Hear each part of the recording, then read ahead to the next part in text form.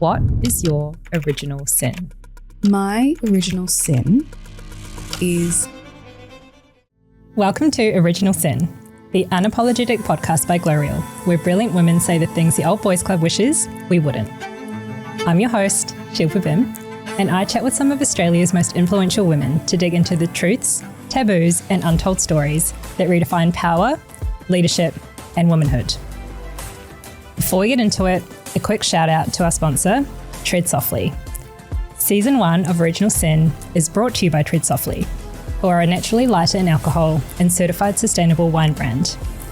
Tread Softly also has an award-winning non-alcoholic range, which is my personal favourite and my go-to for social events. This year, Tread Softly launched the Next Generation Female Winemaker program to support a rising star in the industry and continue to advocate for all types of social responsibility, which we love to see. Head to treadsoftly.com to learn more and to check out the beautiful range of Tread Softly wines. Prasanthi, welcome to Original Sin. Thanks so much for having me, Shilpa. I'm so thrilled to have you here just before you're about to have baby number 2. I know. Thanks so much for getting it done in time as well. No, thank you so much for making the time as well. I know you've got a lot on at the moment. Mm-hmm. And, you know, if someone were to Google you right this second, they'd see that you're a doctor who specialises in skin. You're a founder, which we're going to talk more about, your brand, L'Orient, today. Yeah. And you're also, you know, you're a mum, you're a daughter, you're a wife. You're just a woman out there living her life in the best way possible. Can you tell me something about you that we might not see on the internet? Yeah, I think because I lead my presence with this doctor sort of persona, there's a certain amount of seriousness that seems to accompany that, but I'm actually not a very serious person. I'm much more playful than that persona sort of implies, I guess. And also I think people think that doctors have everything together, and actually my life's I'm super chaotic and a very actually sensitive person, highly sensitive person. So I think that's something that people might not know about me. Like they think that I have everything together and my life is, you know, very systematic, but actually, no, I'm navigating everything in the same way that I think other people are as well. And the sensitivity part has been something that's been part of my personality since I was young, and something that I've had to learn to navigate to be less of a people pleaser as well. You're a people, still a people pleaser, or I think I'm trying to unlearn that, but it's actually very hard for me. Trying to align a little bit more now with what I want and having boundaries without feeling guilty about it, and trying to also explore where that people pleasing tendency comes from. I think it is a like type A thing of performance and having to please everyone and be good in everyone's books, but that's just not possible in life. And also, it's kind of protecting my energy a little bit more because I am more on the sensitive side. So trying to, hold space for that rather than ignore that aspect of myself. Is something probably people don't know about me. Yeah, sure. I wouldn't have picked that. Yes, well, I'm a Cancer, so I'm just like, I'm very emotional, actually. Very emotional. Yes. Yeah. Just thinking of a few other Cancers I know who, Yes. Yeah. I am a recovering people pleaser, so I can relate to, you know, like trying to navigate how to hold space for yourself and what you're feeling. Yeah, I wonder if it's being a woman of colour as well and feeling like there's not as much grace in setting boundaries or being perceived as, you know, can I say a bitch? Like a bitch. And having to separate the two as they're not one and the same. So, that's still something that I'm definitely navigating in my professional life and also in my personal life. Yeah, I think that's spot on. And I mean, being a woman of colour, but even just being a woman, right? I think the moment you kind of stand up for yourself and kind of say, this is what I think or this is what I want, there's a lot of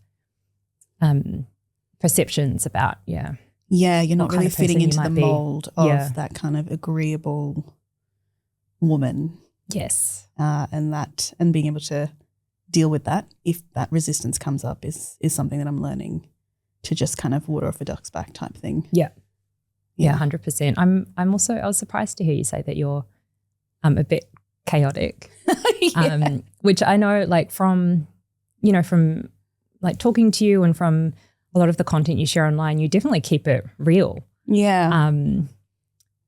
But I so thought you would have like really solid systems behind. You know what? I used to be like that. Yeah. I think I was much better actually when I was in high school. I don't know where along the line that changed. I think with the pressures of being a doctor, it kind of just got worse and worse. Like in high school, I felt like I had really great systems. I was a very organized person. And then that kind of just went out the window a little bit. I do have, if it's something that I like, then I'm very kind of meticulous and can really lose myself in the work. But I think that means that other aspects of my life kind of fall to the wayward, if that happens. And especially now, like my life is so chaotic because my hour to hour is so different. You know, this morning I thought I'd do some work, but my daughter wanted me to sit with her. Oh. And so I had to put my laptop away. So there's my like morning plans kind of gone. Yep. She could get sick or something comes up and there's no regularity anymore to my routine in the same way that it used to be. But I'm learning to just go with that flow a little bit more. But it is hard. I'd love to have lots of great systems. But I think having systems is a privilege that requires a really strong support network and also, like money to outsource things as well. And so maybe with time I'll be able to, have the cleaner and have a nanny that's there looking after my kids. But right now it's me just juggling all of it. You're doing an amazing job. Thanks. I'm trying. No, you really are. It's I'm in awe of you, honestly. Like just the amount of stuff that you get done. I'm like, I have no responsibilities and I achieve way less than you do. I mean, it's funny. I think that's a pressure that I put on myself to be consistent as much as possible, even when I'm feeling tired. So I guess that's a good trait, but sometimes at the expense of my energy. Yeah. But yeah. It's a bit of a balance. You got to protect your peace. Correct. Yeah. Yes. Totally. Now you're talking before about how a lot of your persona online is around you being a doctor, and specifically you focus on skin and like aesthetic medicine. Interested to know if there's like a myth about skin health or skincare that you wish you could wipe from the internet forever. Yeah. I think if you'd asked me this question maybe 5 years ago, I could rattle off multiple things that just irked me. I don't know what's changed in the last 5 years, maybe also having kids. My husband's been a huge influence on the way that I think as well. He's quite a measured person. These days I find that those opinions that are not rooted in evidence or just totally, baseless don't bother me as much because I've just learned that you can't change people's perspectives. Even if I listen to something and it's totally wrong, I've just learned that that's not something that I want to try and let bother me. I wonder if also because I just don't want to be coming from a place of ego, even though I have the credentials to be correcting misinformation to an audience that may not be receptive to it, So that's one thing I'll say. I feel like I try to lead by example rather than that's wrong. I just find that that's just such a negative space to work from now. So yeah, I find that most things don't bother me. I observe things all day, even from patients. But I guess two things. One, maybe the physical chemical sunscreen filter thing. So the physical sunscreen filters reflect and chemical sunscreen filters absorb, and one is better for you because it's natural and the other's not. Both work actually predominantly by absorbing heat. So one is not better than the other in terms of that. And also physical sunscreen filters are incredibly nature resource intensive to manufacture. And so people think that they're using a natural option, but actually it's got quite detrimental effects on the environment. So not being able to have that nuanced understanding of, hey, it's actually more than just seeing the word zinc and seeing that feels more organic. Funnily enough, chemical filters are your organic filters. Mm-hmm. Yeah. So that there's like organic and inorganic filters. Yep. There's just a lot of lingo that gets perpetuated around sunscreen and filters that's, incorrect, I guess. But at the end of the day, if you're wearing sunscreen, I'm happy. So, good. That's what we want. Make the doctor happy. Yeah. So that's, I try not to engage, even if people are trying to tell me something. I'm like, okay. As long as you're wearing sunscreen and it's, an Austell number on the sunscreen and it's TJ approved and blah, blah, blah, then that's fine. Yeah. The other thing I think is also that you need to be punishing your skin in order for things to be working. That things should hurt or sting or be a little bit kind of aggressive to be effective. And I think there's something really nice in a more stripped back, minimalist approach, being intuitive with your skin and trusting that your skin actually knows what to do and giving it enough that it can support its own processes. So, we've become so literate in skincare vernacular, but there's so much nuance there. For example, something like niacinamide is an ingredient that's very popular, but you'll see things that come in 10 and 15%. People think more is more, it's going to do more stuff, but actually most of the studies have been done on niacinamide at 2 to 4%, where it's doing all of that good stuff without the potential irritation. So, I just wish that people didn't associate percentages necessarily with higher efficacy or better efficacy. And that, formulations are a little bit more nuanced than just reading an ingredient list. It's not just about seeing good ingredients in a list. A formula's efficacy is so much more dependent on things like the pH, the compatibility of different ingredients together. What's the range that they work best at? Are they kind of cancelling each other out? Is there too much in here that they're not working effectively? So, having a bit more of a minimalist approach, you'll be very surprised at how well your skin responds to that versus kind of feeling like you need to throw everything at it at high percentages. Yeah. So I don't need a 10-step skincare routine morning and night. Absolutely not. But you know what? If it gives you joy and it's not stuffing your skin up, go for it. Yeah. But don't feel like you have to. But I completely respect that for some people that's just like a nice ritual. They love it. And so I'm not going to tell them to stop. But you don't need to. Like I'm actually super lazy with my skin. You have gorgeous skin, by the way. Well, I think that's actually part of it. The more that I do, the more that I find my skin's not happy.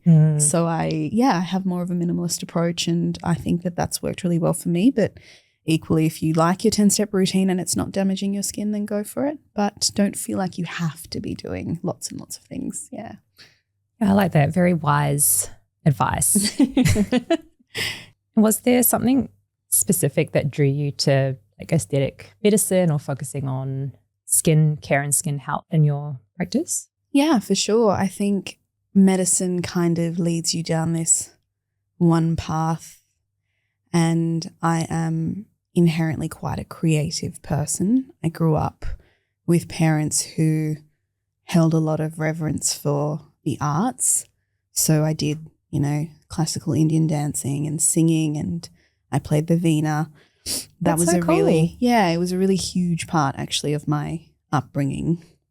And then academia kind of just takes the focus. And so these things that I actually really loved, and I've always my whole life, just loved the idea of creating something, but an art and beauty, there wasn't really space for that in the medical paths that I was kind of looking at. So when the opportunity kind of presented itself, this space that I could kind of go into really appealed to me. Plus, I think, skin is an organ, and it's our largest organ, but it's also the interface that we have with the world. And there's a lot of politics and sociology and culture and shame and things like that that's associated with skin. and identity beyond just its physiological role, I guess. And that really interested me, I think, the capacity to explore that holistically, not just treat the skin as a condition, but to understand that different people's experience of their skin is rooted in their own ethnicity and culture and how they move through the world.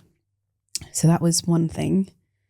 The other thing is, that tension between, especially for women, who are probably the majority that are exploring aesthetic procedures and things, of being told that you shouldn't care about your appearance, which, in an ideal world, we shouldn't. But we live in a world that does care about our appearance.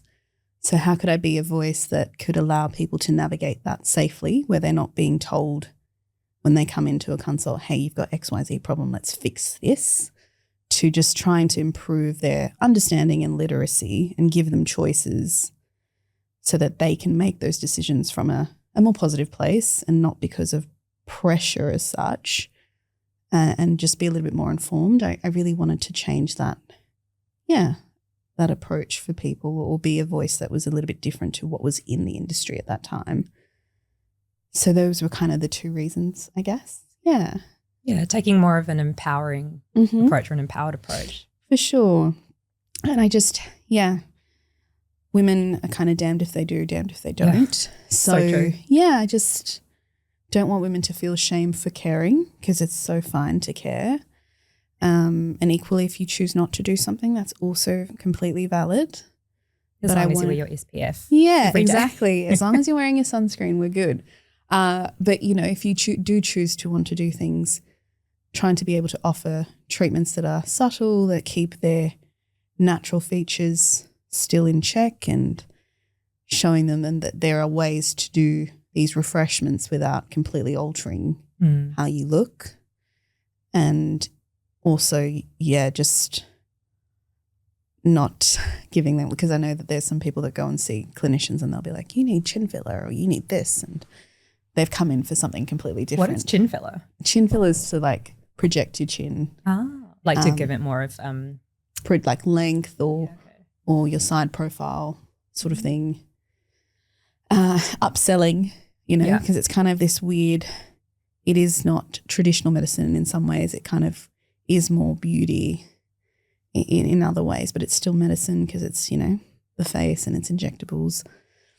Just trying to be a very reasonable voice in that space, and also never pressuring women to feel like they have to do these multi-mil packages or spend exorbitant amounts of money, that there's a lot that can be done with just the foundational skincare, and also just other treatments that are not even about altering the face at all, like lasers and whatnot. Yeah. You have a lot of integrity. Thank you. I try. Yeah. And I think, it's a nice base to start from as you then are working towards launching Lorient, your business. Yeah. So I suppose Lorient is your first baby. For sure. And you've been working on it, her?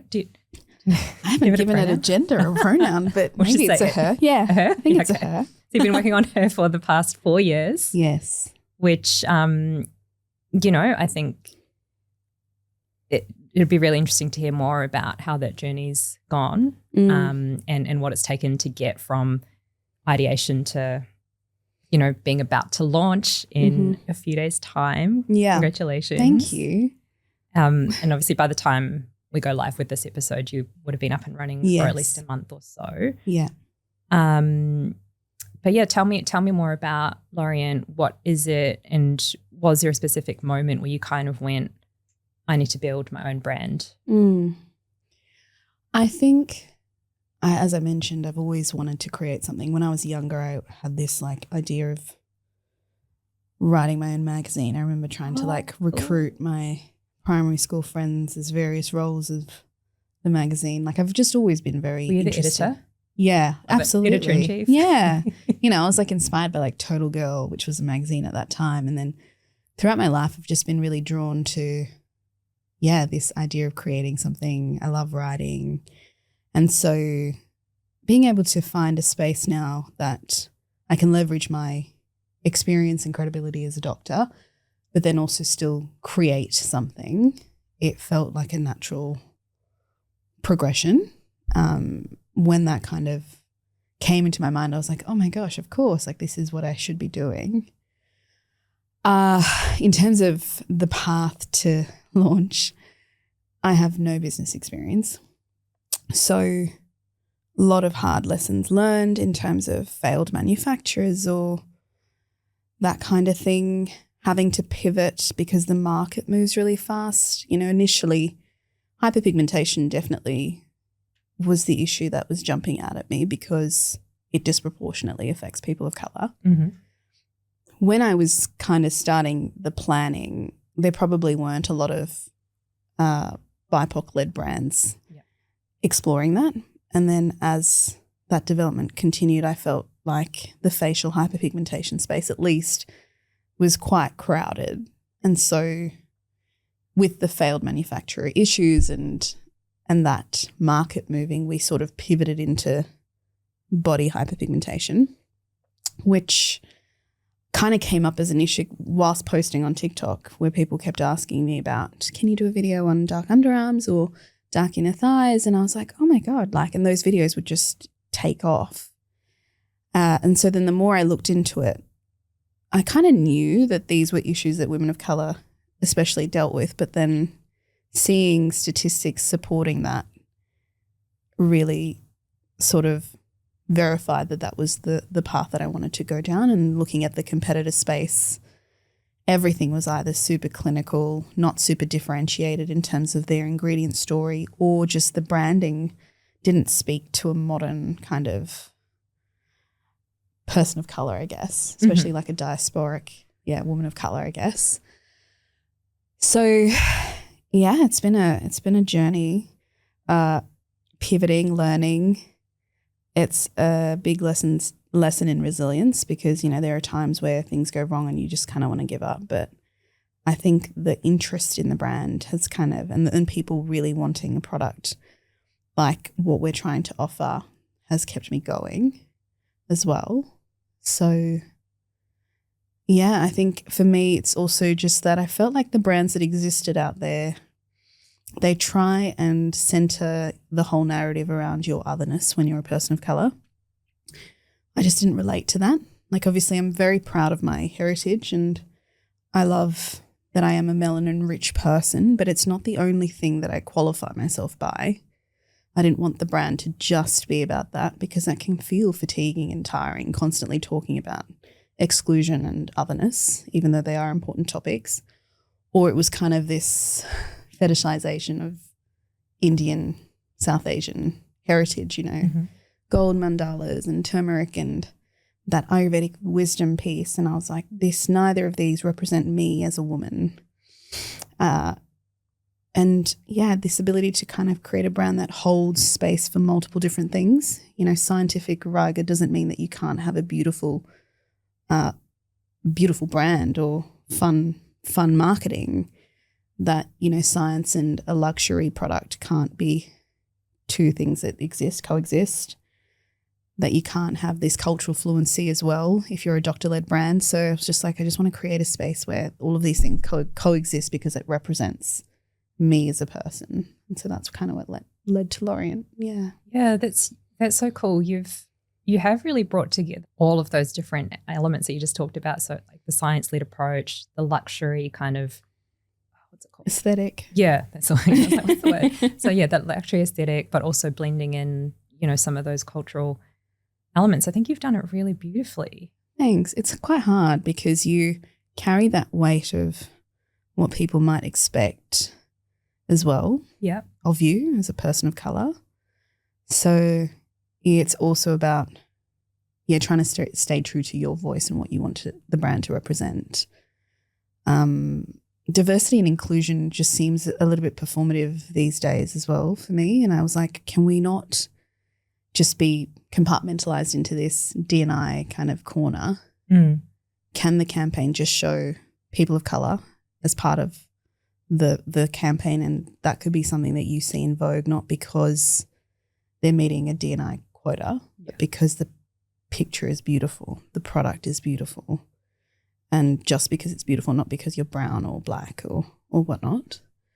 And so that's really kind of my goal, is to not just be a brand for minority groups, even though we are a global majority, which is a whole other thing, you know? Yeah.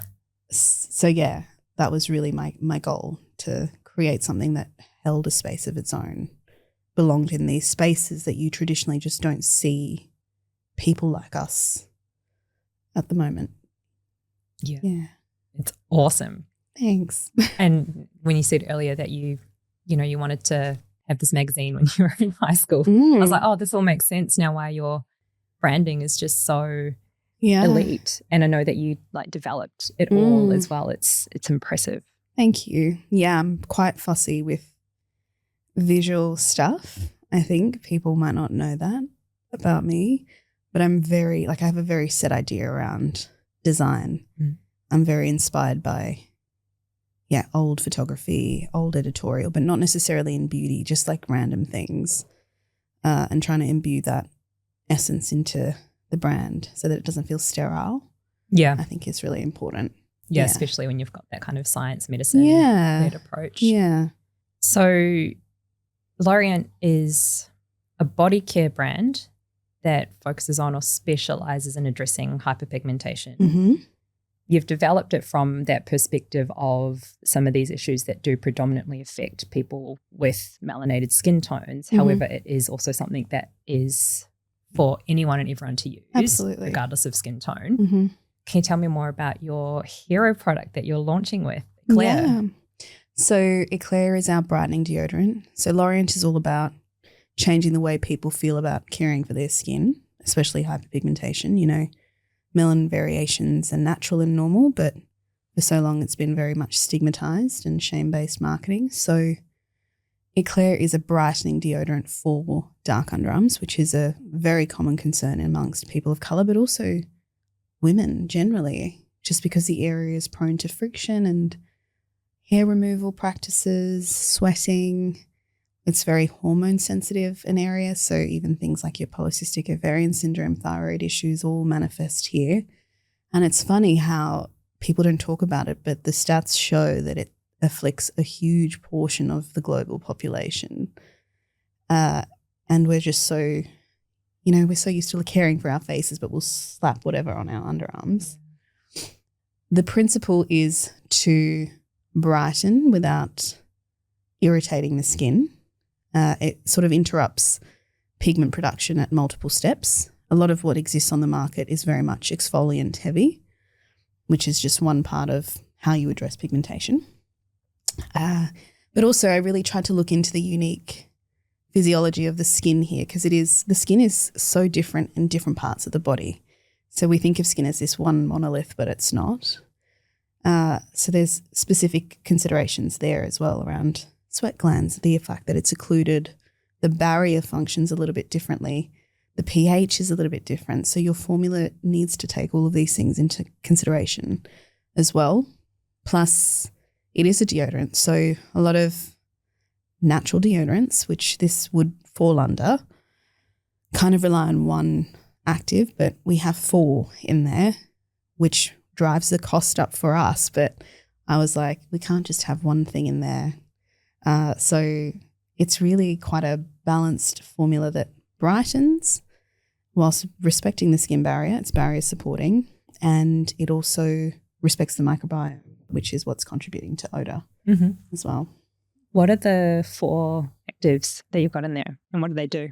So for odor, we've got a Saccharomyces ferment, which is something that helps to neutralize odoriferous compounds if they are released. There is this prebiotic that essentially feeds the good bacteria, because a lot of treatments will wipe out all bacteria. And that's not great, because the bacteria are very important for your skin barrier function. So it just helps shift the population away from that odor-causing bacteria towards one that is less odor-causing bacteria, which are beneficial bacteria. And some other antimicrobials in there, sage oil, triethyl citrate. So essentially trying to target the pathway of odor in multiple ways whilst preserving the microbiome as well. And it doesn't have aluminium, not because I don't like aluminium. I think it's a fine ingredient. The issue with it is that it can be an irritant for a lot of people with dark underarms, but also they've done some studies. There needs to be better studies done, but they've shown that chronic antiperspirant use can actually increase the population of odor-causing bacteria. So when you stop, and this happened actually in our trial, people were like, oh my God, like I smell again. And I'm like, yeah, because there's like a whole bunch of odor-causing bacteria that have just been hanging out, but they've had no sweat for all this time. Now you're sweating. You think that this product's not working, but actually your microbiome just needs a couple of weeks to shift. And most women were fine after that once I explained that to them. So yeah, there was so much like deep diving into this area that I think people don't even think about. I got really nerdy about it and tried to make sure that the formula was super considered for this area. Yeah. Nice.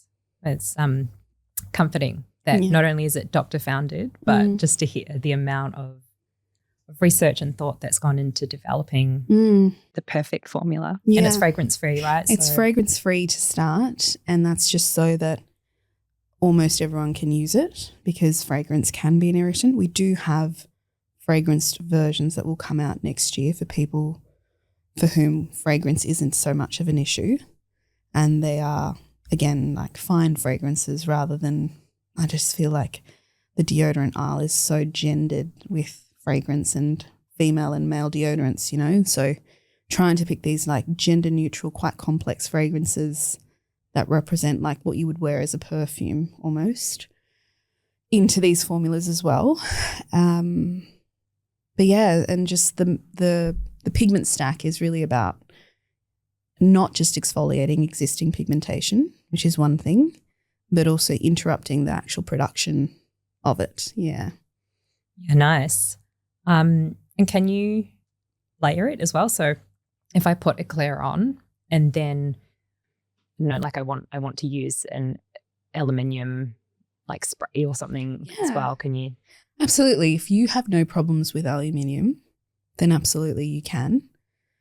It's just if you have irritation and you're not sure why your underarms are dark, I always recommend trying to swap out the aluminium for a period and just see if you notice an improvement, because sometimes you might not know that it's even the culprit entirely. Yeah.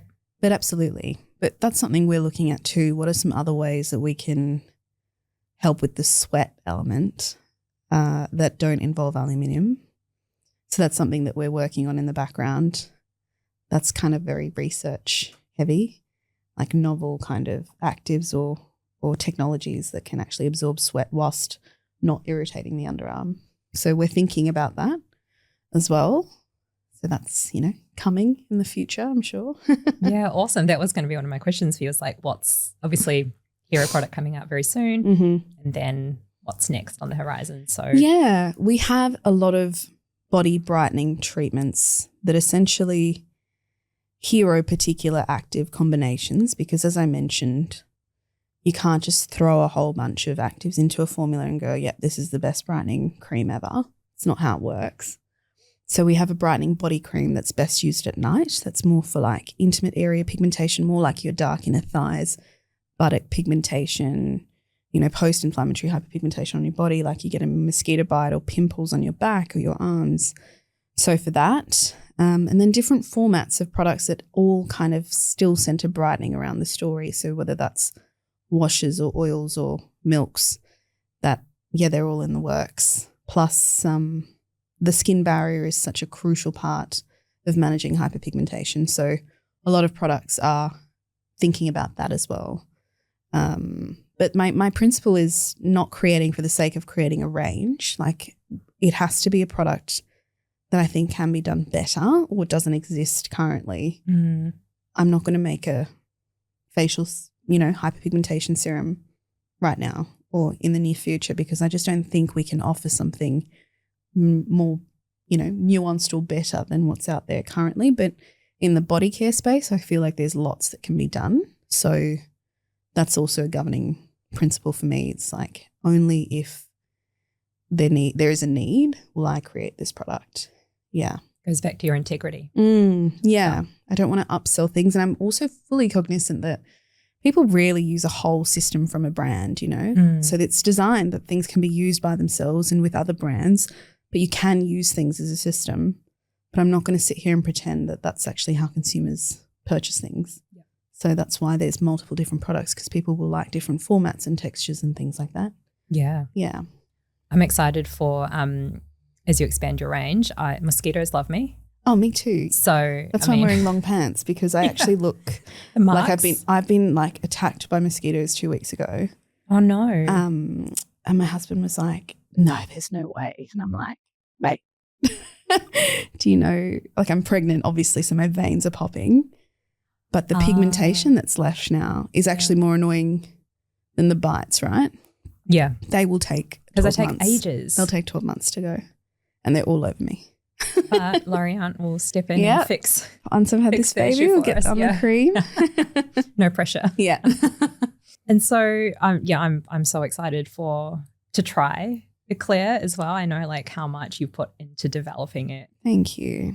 But I also know, you know, it has been a journey, and you've been balancing building your business with practicing as a doctor, with becoming a mum a mum to a human baby, because you have a fur baby already, but, you know, a mum for the first time.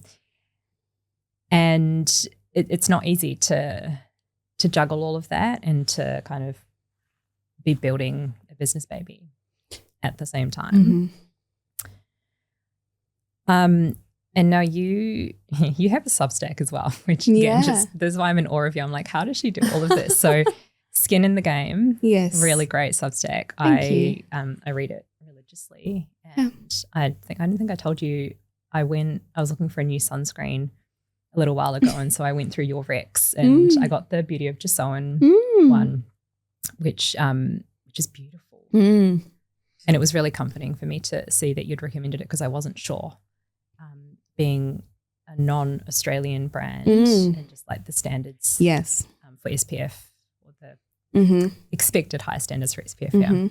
So Skin in the Game, you recently wrote a piece around why does everyone suddenly think they can launch a brand, which was around, you know, this founder aesthetic that really glamorizes building your own business from scratch, and like business class flights and Hermes handbags, and that while that might be a reality for some, and, you know, it might be where people get to, it doesn't fully represent like the 98% of the hard work that goes into the building of a business.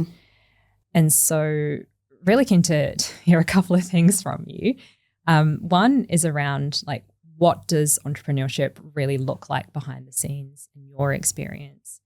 And also earlier on you mentioned, you know, some of the issues and challenges that you faced at the start with manufacturers, and just some of the challenges that you've had to navigate through this journey, and how that has also impacted, you know, some of that experience for you. Yes. I find this founder fetishization really frustrating, because it glamorizes this as this kind of like self-actualizing experience. And I think it glamorizes the founder experience as like your ticket to female empowerment and this girl boss narrative, and you can have everything you want without actually outlaying the risk and the effort that it does take for most people to potentially get there, and also the statistics around how many startups actually fail is something that you shouldn't take lightly. And we're all operating from different bases of privilege that afford us the ability to take certain risks. You know, it's dangerous for some people to quit their job and pursue an idea because they've seen this amazing success story and be in for a rude shock that it's not all, you know, fun mood boarding and matcha lattes and, you know, meetings with other founders. There's a lot of boring logistical things and finances that need to be navigated, market strategy, positioning, demand, like all this stuff that just doesn't really get talked about enough. That's really important to set yourself up for success. And as I said, we're not all operating from the same level of privilege. To bootstrap something completely takes a certain amount of capital. Mm-hmm. That's, a conversation with your partner if you have a partner as well. And they're uncomfortable conversations to have. It's also, work, the capacity to work and that unpaid work that comes with building a business. So not everyone's operating from the same base. And networks, we're not all privy to the same bros club or daddy's club, Yep. where we know XY person and it all looks very impressive, but actually you've got this huge network of experience behind you, but you're projecting this story of I single-handedly did this myself. I find that really concerning and frustrating.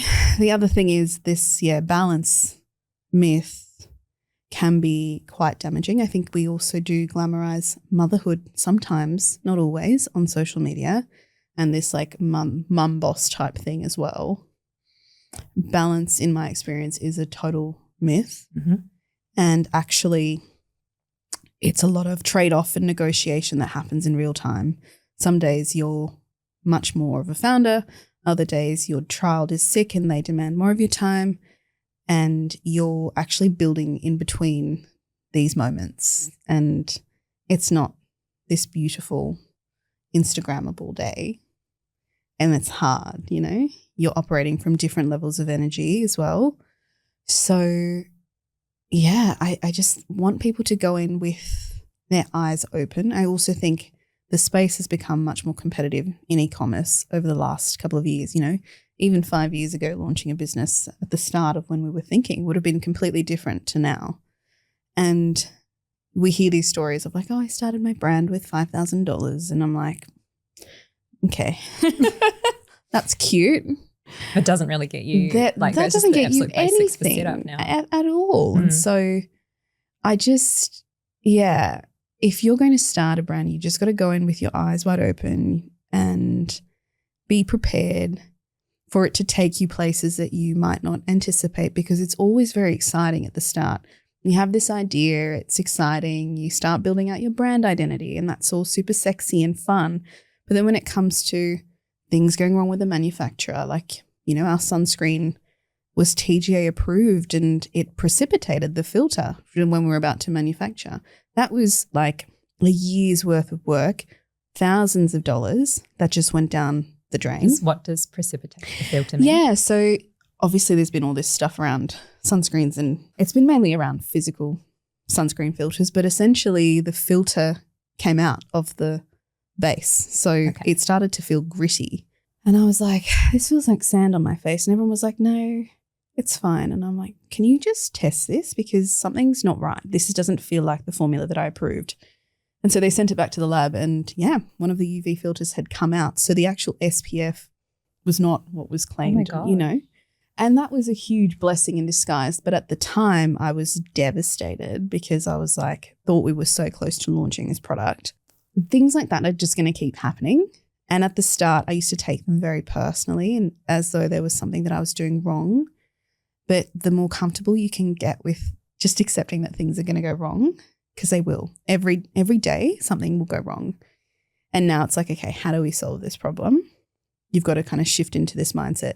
It does take a lot of resilience. So as much as possible, if having a support network around you is really crucial as well. Like if I didn't have my husband, I'd be going crazy. With all the stuff that's happened, it's been nice to have someone in that journey with me who's kind of like, yeah, this is messed up, but, let's keep going. Yeah. You got this, like, big picture. So, and being able to hold that risk, the tens of thousands of dollars going down the drain, we could have said, okay, that's it, like that, nah. So, there's just so much that doesn't get spoken about that's not sexy or glamorous that's really important to move the needle forward. And that sexy, glamorous part, the fun stuff, the branding, the marketing, the campaigns is a very small minority, and that's not actually what's moving the needle forward in building a profitable, successful brand. It's all this other stuff behind the scenes that's not super sexy. And a lot of that you will learn yourself. No one's really holding your hand and teaching you, unfortunately. Yeah. So did you kind of just have to learn as you went along? Yeah. I think the other thing is there's so much advice out there right now. From childless men? Yeah, from childless men, you know, these amazing like montages, you know, the montage podcasts of like. I love you shared a reel, kind of building on your Substack, you shared a reel about we need to stop taking advice on how to build a business from like people who are 20-something and have maybe a trust fund to back them up, or childless men who don't. Do not tell me as a woman in her mid-30s with a child who works to carpe diem my day, I will slap you, because I want to carpe diem my day, but I've had a horrible night's sleep. My daughter is now sick. She can't go to daycare, so that's my day gone. Like, you know, I'm literally trying to work in between her naps. And that's not I'm not trying to say that that's their fault or they need to hold space for that, but it's just like, it's such like. It's a different experience. Yeah, it's just not advice that resonates with a lot of people's lived experiences, especially mothers and women generally, I guess, as well. So, yeah, I just want women and men who want to found businesses to really sit and think about what they're offering in terms of their unique proposition. Does the world need this product? Is there demand for this product? And not just thinking every idea deserves fruition. Not everyone's cut out to make a business, and I mean I haven't even launched, so who knows? But like, it's a lot of work and a lot of risk, and it doesn't work out for a lot of us. So you just have to try and be pragmatic amidst the hope, I think. Yeah. You had a stat. I have your article here on my phone, ready to go. You said something about 90% of startups fail, not struggle, but fail, close their doors, cease to exist. And it's not because the founders didn't want it badly enough or didn't wake up at 5 a.m. or didn't have the right aesthetic. Yeah. It's a lot of work. A lot of work, a lot of being able to sit with things not going right. I think also, I've seen a lot of brands that come flash in the pan. They have like a launch and then they fizzle out after a year, you know, and that's sad, but they haven't clearly thought about what it actually takes to build revenue and stay, you know, like there's so much that you have to consider that's not fun. I tend to be quite a like money avoidant person as well. Oh, really? But I've made myself very not money avoidant, especially with the business. Yeah. You have to talk about it. And you've got to look at numbers and you've got to make projections, and there's so much that goes into costing that you need to account for, and it's quite complicated, you know? So it's a stress, like, because it's a risk that you're taking on, essentially. Yeah. But you're in it for the long game, right? Yeah, and it's fun, but like you've got to be prepared for those moments where shit hits the fan, essentially. Yeah. Totally. So if you were starting out today, kind of knowing what you now know, you're starting out today, what would be kind of, you know, the top 2 or 3 things that you'd tell yourself just to be mindful of or to prepare for before going in?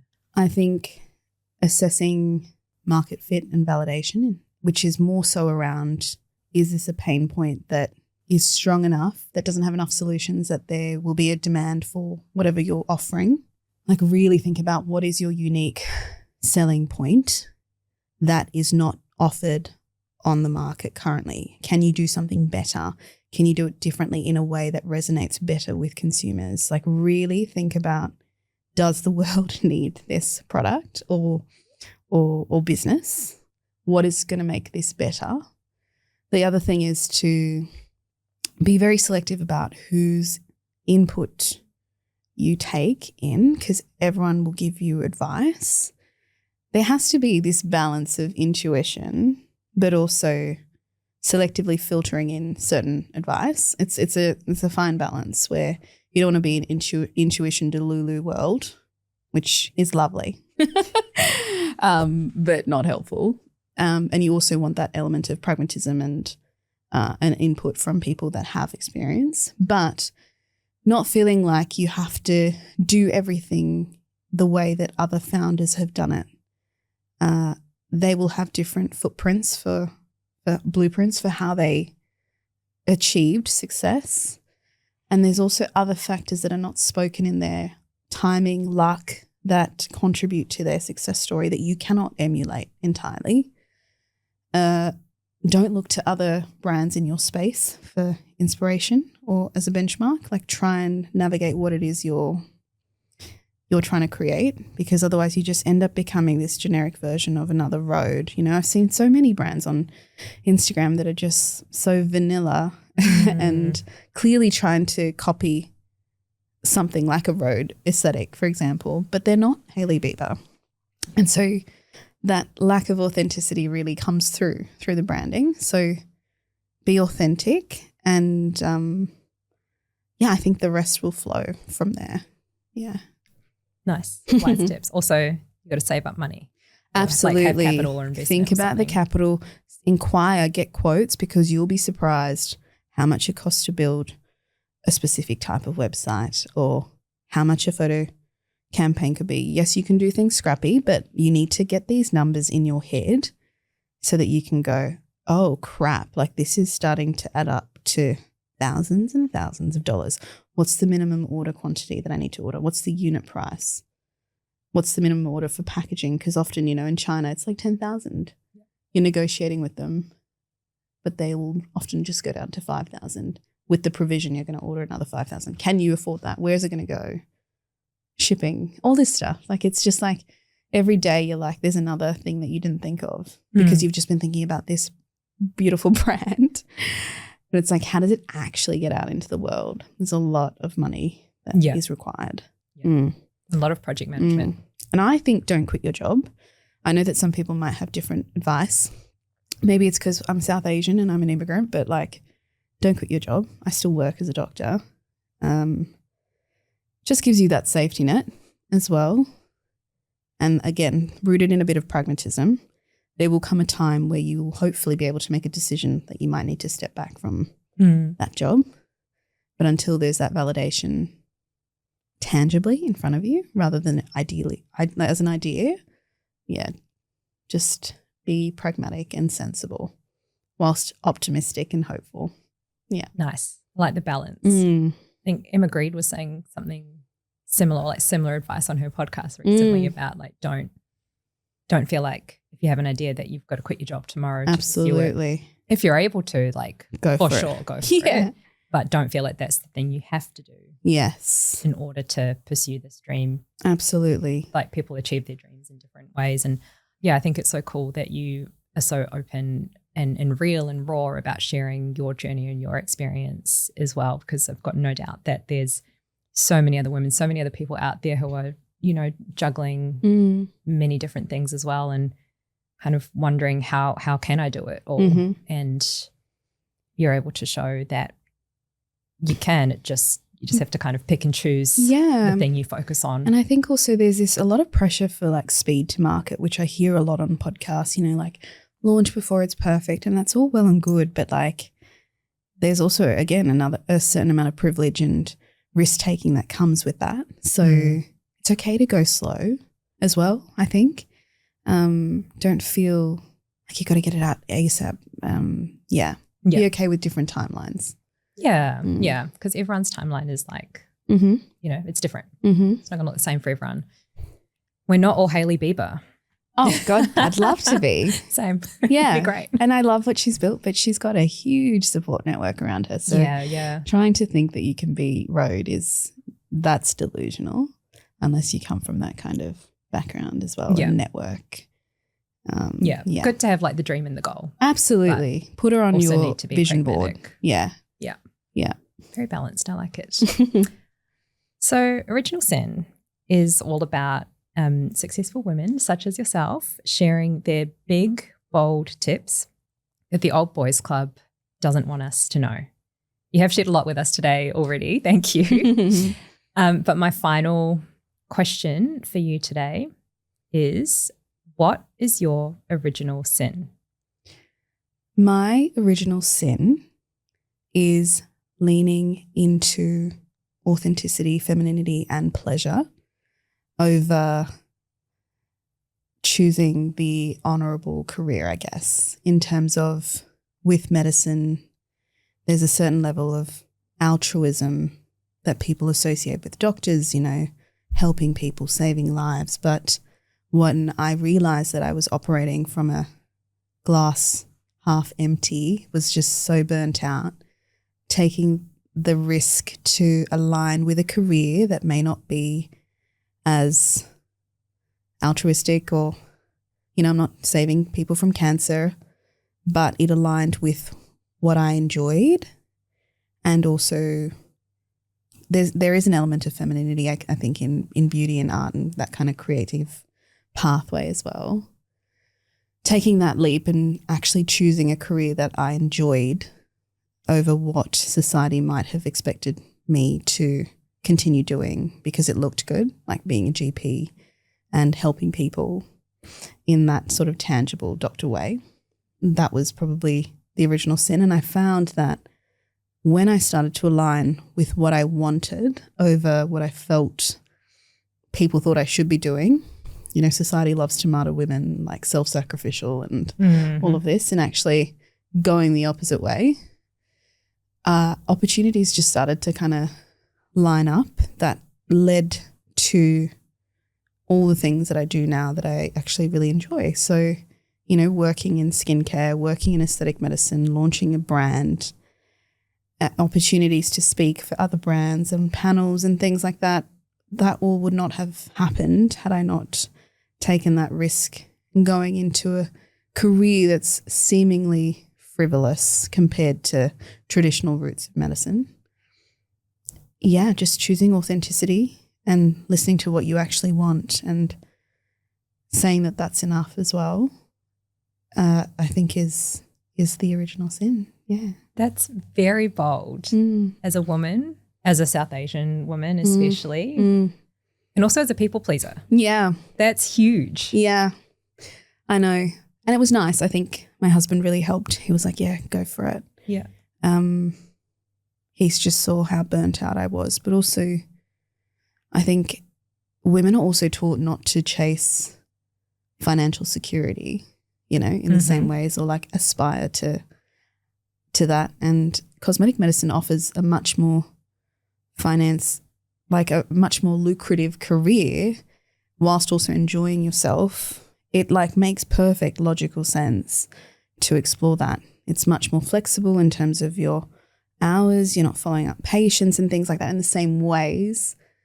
And that can feel almost masculine to admit, but, you need money to feel secure and also validated and in your job and like you're being remunerated for what you do appropriately. And that just wasn't happening in what I was doing before. So that all also contributes to my sense of satisfaction. And I think women need to lean into that a little bit more. Totally. Yeah. Yeah. It's okay to want to earn more money. Yeah. And be paid. You need financial security, stability, especially in big cities like Sydney. Absolutely. You need to earn money to be able to afford to live here. You don't want to rely on your partner necessarily, even if I'm married and I still hate that, moments where when I have a baby and I have to rely on him. So I like it for all those reasons, and it's been good. Yeah. Yeah, amazing. So back yourself to win. Follow your dreams. Back yourself to win.